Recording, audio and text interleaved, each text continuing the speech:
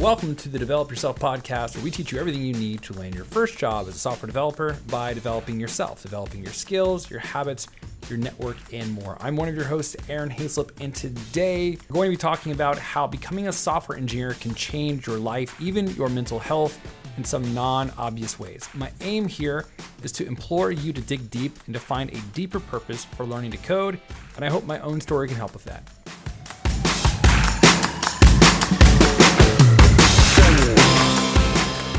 Hey y'all, I've been thinking about recording this episode for a long time, just didn't know how to frame it until recently. But basically the story is this: before I became a software engineer, I was depressed. I was struggling with a lot of depression. I didn't really have the words back then.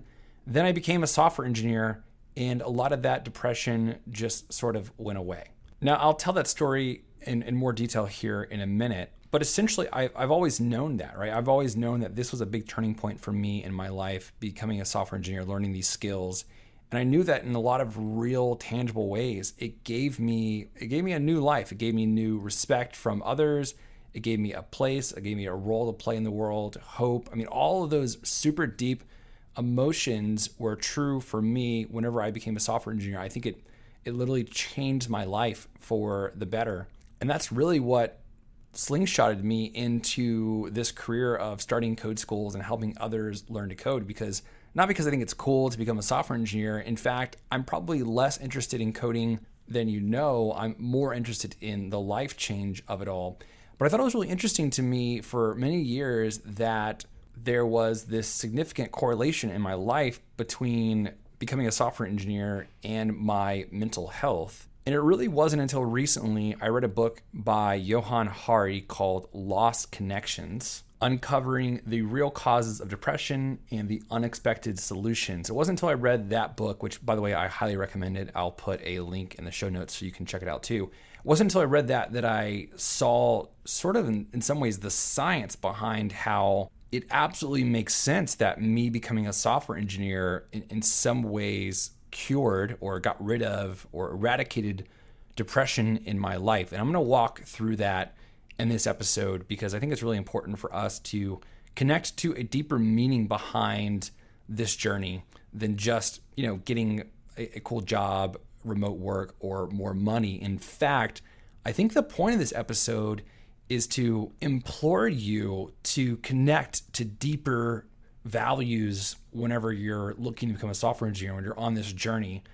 Because if your values are just money, materialism, and those kinds of things, then not only will you not make it, but in the end, you'll still be unhappy. And I'm not saying you're depressed. I think one thing I am discovering as I learn more about mental health is that there are more people now that are depressed than ever before.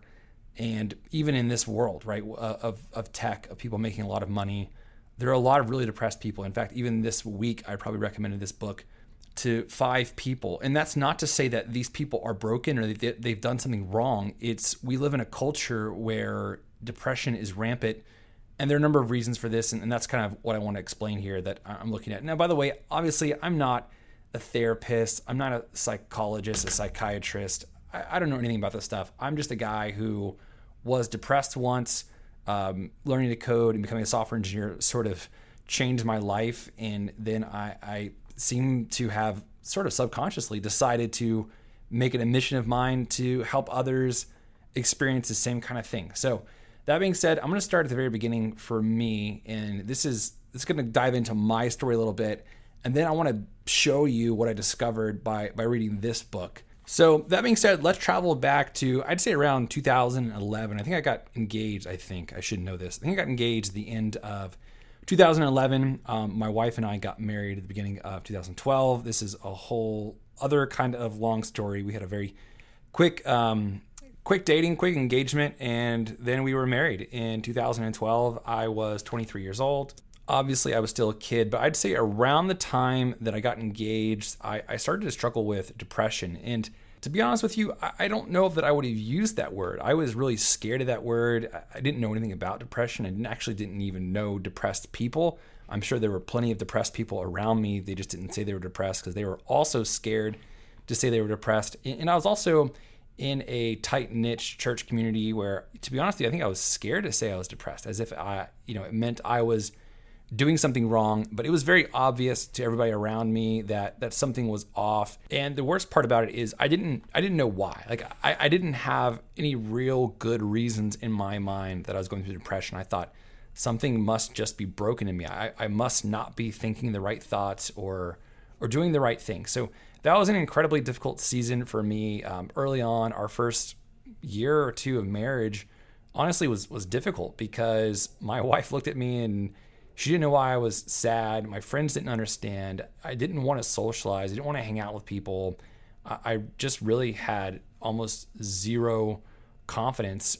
Now, what I realized this was tied to, and I've known this for a while, but again, coming back to Johann Hari's book in a minute, I got some deeper understanding from this, is eventually what I figured out is a lot of this was circumstance, right?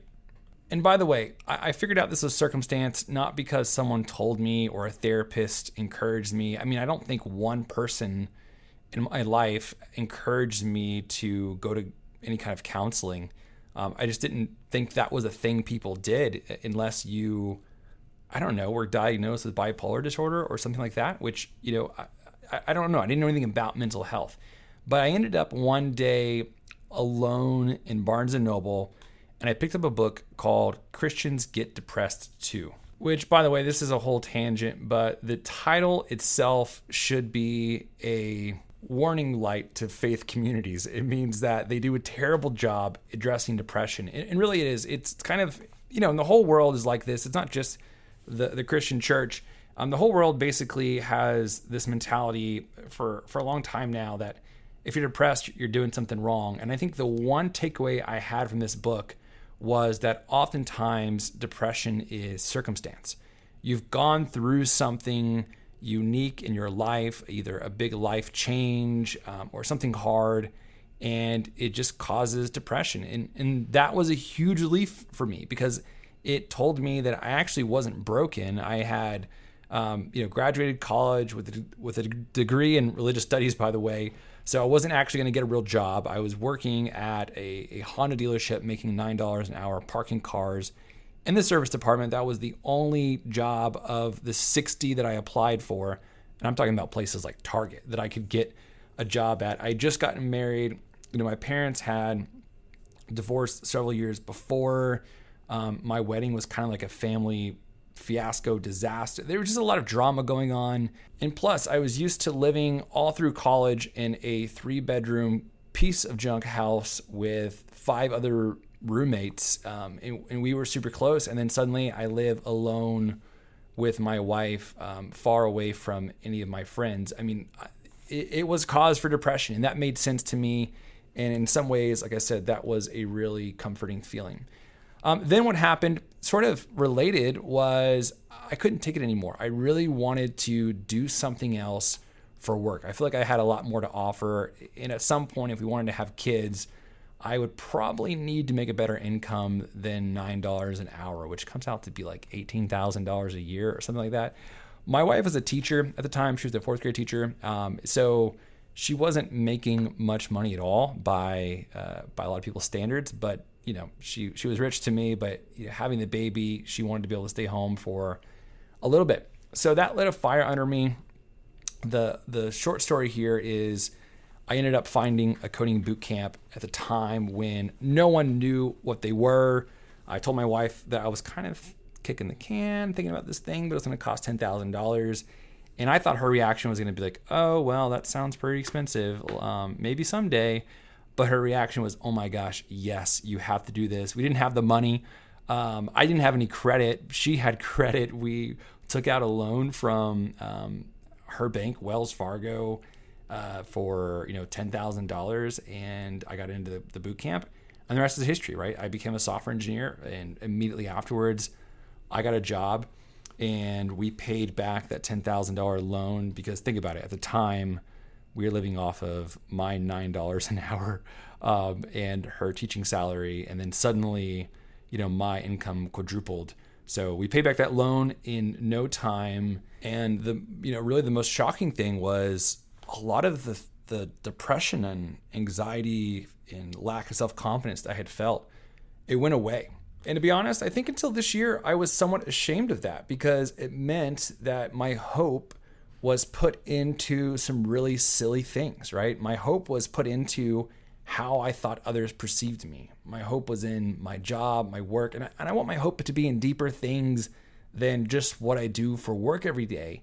But I think there's something deep that's been built inside of us that literally sort of clocks our mental health together with some of these things. And so I'll just speak practically. Why was I no longer depressed? Well, whenever we went out with friends and met new people and they asked, hey, what do you do for work? I would say, I'm a software engineer. I got to say that instead of saying, well, I work at the Honda dealership in the service department parking cars. It was always really difficult for me to explain what I did for work, and that was gone. So I felt this sense of pride and status and respect. And, even with my wife, I had much more confidence because I knew now that I had the ability to actually provide for our family. She could stay home from work. That changed everything. When I went to work now, I didn't feel like I was wasting my time parking cars when I could be doing something so much more. I felt like I had something meaningful to offer. People would come to me for stuff when it came to, building something significant. I mean, working at this awesome tech company. We had our, the code I would write would show up on TV. And this interesting company, but that's a side point. So I knew that the cause, or rather, I guess the solution to this season of depression in my life was this new identity as a software engineer and this new job. And, I was so blown away by this experience that after just 1 year of being a software engineer, I quit to help reproduce this process. I wanted to be part of other people's journeys to doing the same thing. Now, the real connection here to why I decided to make a podcast out of this is because, like I said in the beginning, I recently had read this book, Lost Connections by Johann Hari, and he's basically commentating on our culture and explaining why so many of us are depressed and what solutions there might be to that. He's basically outlining causes of depression. And when I read this, it convinced me that my story probably isn't an isolated scenario. Now, if I get even more specific, what it helped encourage me to understand is learning to code and becoming a software engineer could have deep positive implications for your mental health. So what I want to do now is sort of outline Lost Connections, the book, tell you what the premise was, what it was all about, and then walk through Johann, the author, gives several causes for depression and basically the solutions. And I think what's interesting here is in a lot of ways, in particular, becoming a software engineer could help serve as a practical piece in the solutions of all of these causes. And he walks through 9. I'm going to kind of walk through all 9 of those more or less here in a moment. But basically the premise of the book is it starts with Johann explaining his own personal story and his own struggles with depression. And at some point he went to a doctor, and the doctor told him, hey, it's just a chemical imbalance, take these pills. And I'm not going to get into the whole debate of, antidepressants and all that, but he just goes through a bunch of studies to say, hey, actually antidepressants probably aren't as effective as we might think they are for a variety of reasons.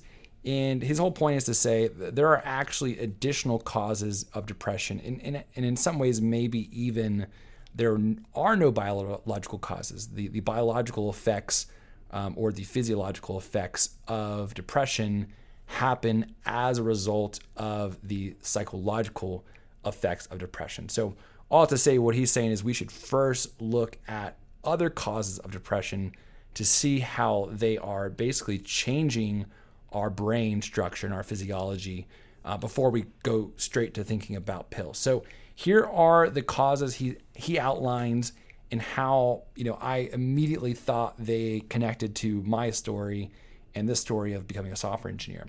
And the first one is, and he kind of talks through this phrase, lost connections, because he's kind of using this double meaning of where we've got this brain connection that's not quite working, but then we've lost a deeper connection to things that should matter. And the first one he talks about is meaningful work. So what he explains in this first cause of depression is that a lot of us are depressed because we have a lack of meaningful work. We don't do meaningful work. We do work for a paycheck, but not because we actually enjoy the work itself. Now, this one was obviously very on the nose for my story, and in this whole argument I'm making that becoming a software engineer could make you less depressed.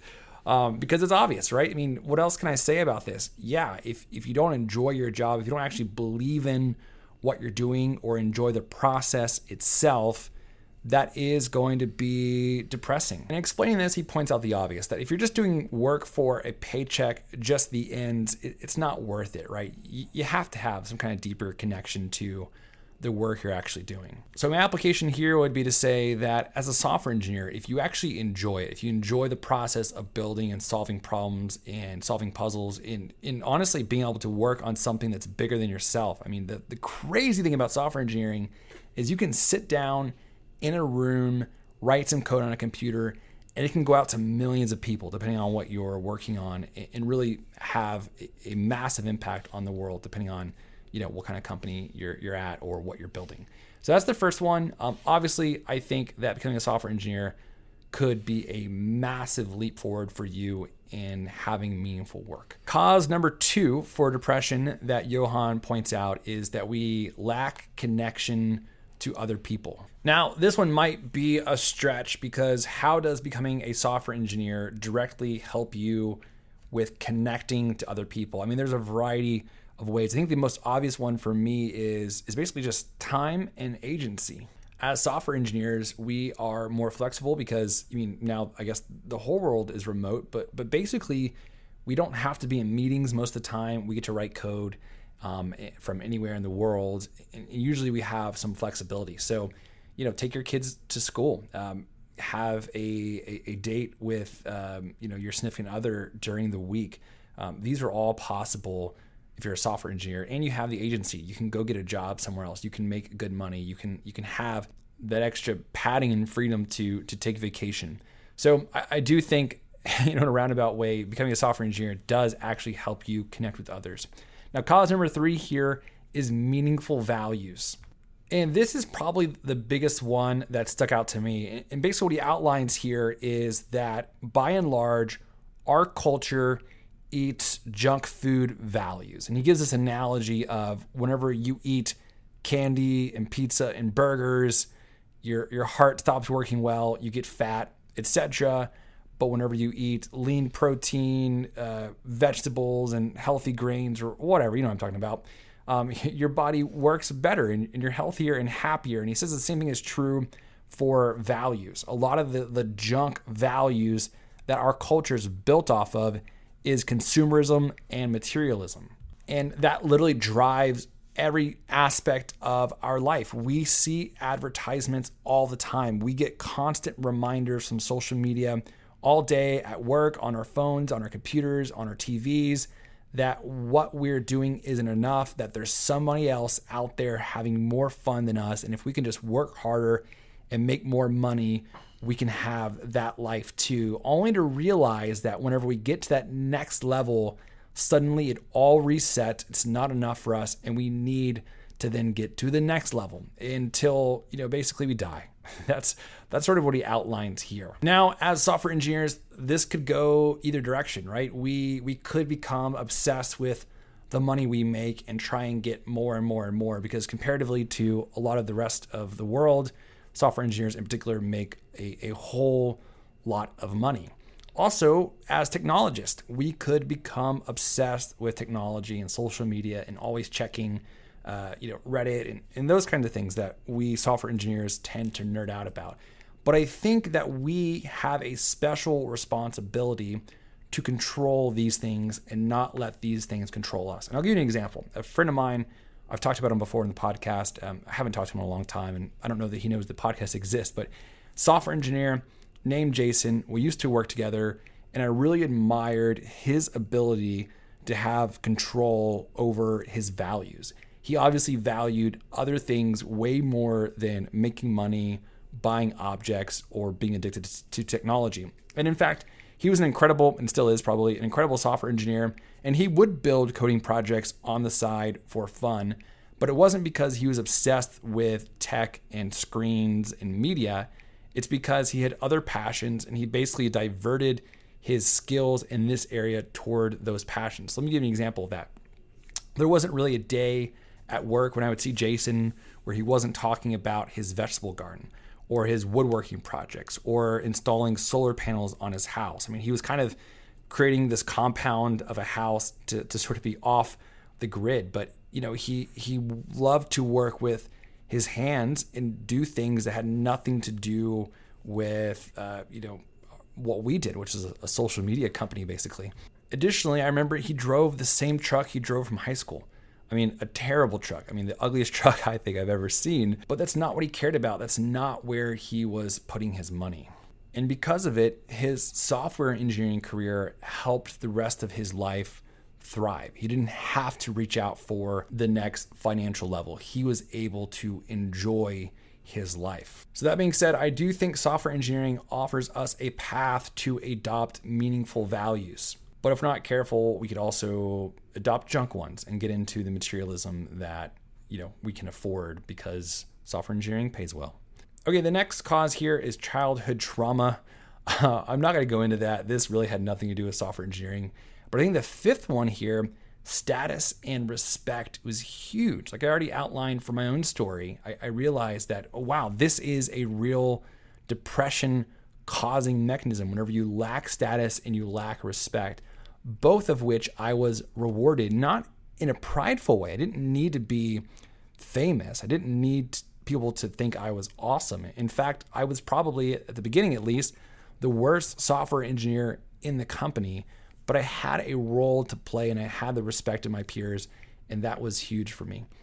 Number 6 here is connection to the natural world. Again, maybe not anything directly related to software engineering, but I do think that becoming a software engineer gives you the ability to work off the grid and oftentimes in nature. I was just a couple weeks ago sitting on a back porch of an Airbnb rental in the mountains of North Carolina thinking, how freaking cool is this? I'm literally sitting outside working on a project and I can do this from anywhere in the world. So yeah, probably in a roundabout way, software engineering does help you connect to the natural world. The last one I want to talk about here is a secure future. Now, I think this is especially relevant for this moment, the moment I'm recording this. Crypto has crashed, the stock market is crashing, inflation is rising. Right now, the future looks bleak in this world. I mean, it's been that way with politics. It's been that way geopolitically for years. It seems like it's a terrible time to live and the future isn't any better, which, side note, it's not a terrible time to live. If you looked at the rest of human history, it was pretty terrible up until pretty recently. All that to say, I made a post on LinkedIn where I basically said that as a software engineer, market dips don't bother me. And that's because, as we've seen, in some ways, the skills of a software engineer is recession proof. Now, first of all, you can argue with me on that, whether the skills of a software engineer are recession proof or not. But here's why I think that. We live now in a world where the internet is, quote, an essential worker. Now, what I mean by that is, during COVID, we had, quote, essential workers, people who were essential to the infrastructure of our country. And I think the internet now is essential. Like, it is the low cost thing. At some point, people aren't going to be traveling as much or driving as much because the cost of fuel is so high. But we're going to use the internet because the internet is the low cost way of doing everything. And so if we're going to be using the internet, then there's always going to be tech companies that are around. One industry might fall and another one might rise. But I think no matter what, if you're building the internet and you have these rare, scarce skills like software engineering, you're going to be in demand, which means that the best way to secure your future is to invest in yourself and your own skills. Better than buying crypto while it's low, better than buying the S&P 500 during a recession, securing your future through your own skills so that that no matter what, you can go out there, you can get a job, you can create something. That is the best way to secure your future. And as a software engineer, I feel like I've really done that. I'm not scared of what the future holds for me. Even if things get difficult, I know there's always a backup plan. There's always coding because it's going to be something that's needed for the rest of our time. One last thing I want to mention here is Johan concludes his book the same way I want to conclude this episode. He talks about the pain of depression and how we're really scared of the pain and we try to drown it out. We try to drown it out by adopting junk values or disconnecting or watching Netflix or taking pills. And he says that the pain, more or less, is a signal to us to make changes. It's a good thing. And he goes to this story about how he was traveling abroad and he ate a bad apple and got food poisoning and was extremely nauseous. And he asked the doctors if they could give him something to not be nauseous anymore. And basically what he told them is the nausea is good. It's a sign in your body that something's wrong. And he ended up, I forget the whole story, but he ended up basically getting cured because he felt nauseous. He knew to go to the doctor. What he was saying is these signals are important to us. So if you're feeling pain from depression, first of all, perhaps seek professional help. That's not my place to say professionally necessarily. But I think this pain that we all feel, this dull ache that we feel from unhappiness, it is an invitation to make large changes. And maybe the change is to become a software engineer. Maybe it's not. This isn't for everybody. I'm not trying to sell you on the cure to depression is to come through my code school or something. Don't hear me saying that.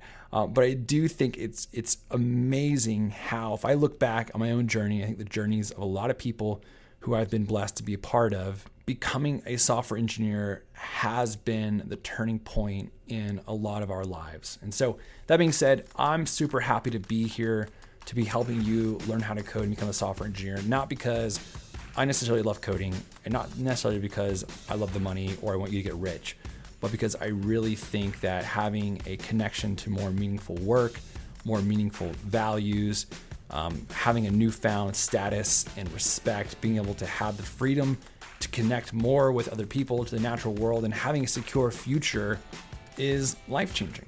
So that being said, I guess here is the shameless plug. If you are interested in becoming a software engineer and haven't started anywhere yet, or don't know your first programming language, we have a program called Dev30. It's dev30.xyz. It's a 30-day JavaScript program, and between now and the end of May, you can get $100 off that program. It's a great first exposure. We talk about deep things. We talk about mindset, your habits, your skills, building your network, or to build a LinkedIn audience as we go. But check it out, dev30.xyz. The next program starts in July, and we will basically be getting it to you for much cheaper till the end of this month. All right, we'll see you all next week.